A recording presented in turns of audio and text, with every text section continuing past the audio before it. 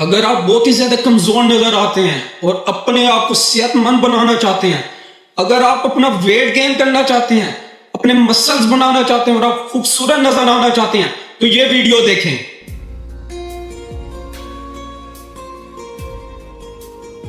اس video میں دو supplement کی بات کی جا رہی ہے، ایک مارچ اور دوسرا الفالفا۔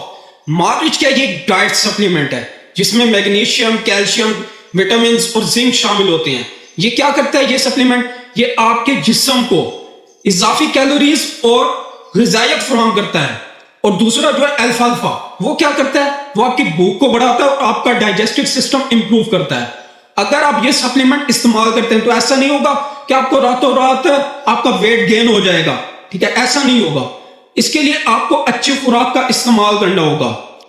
اگر آپ اپنا وزن بڑھانا چاہتے ہیں اور خوبصورت نظر آنا چاہتے ہیں تو یہ صرف 3 طریقوں سے ہی ممکن ہے۔ سب سے پہلا طریقہ کیلورک سرپلس۔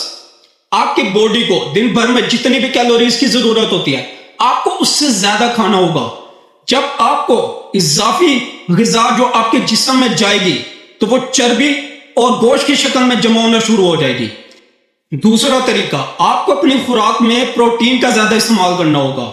صرف سپلیمنٹ سے کام نہیں چلے گا، آپ کو اپنی روزمرہ خوراک میں انڈے، دودھ، کیلے، کھجور، گوشت، دالیں اور چاول کا زیادہ استعمال کرنا ہوگا۔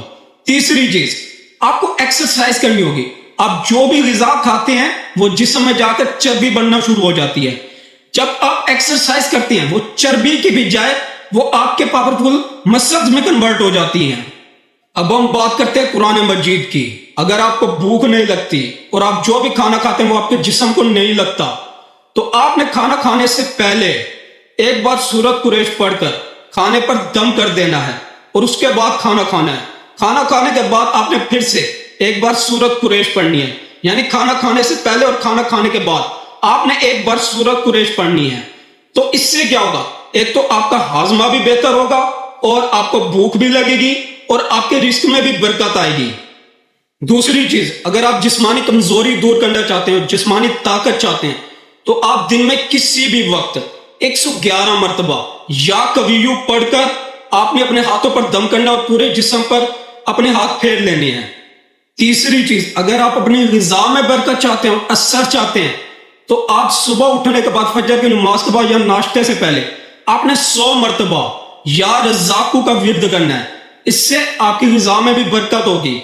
اور چوتھی چیز، آپ نے رات کو سونے سے پہلے 7 مرتبہ وَإِذَا مَرِضْتُ فَهُوَ يَشْفِينِ یہ آیت پڑھ کر پانی پر دم کر کے اس کے بعد آپ نے سو جانا۔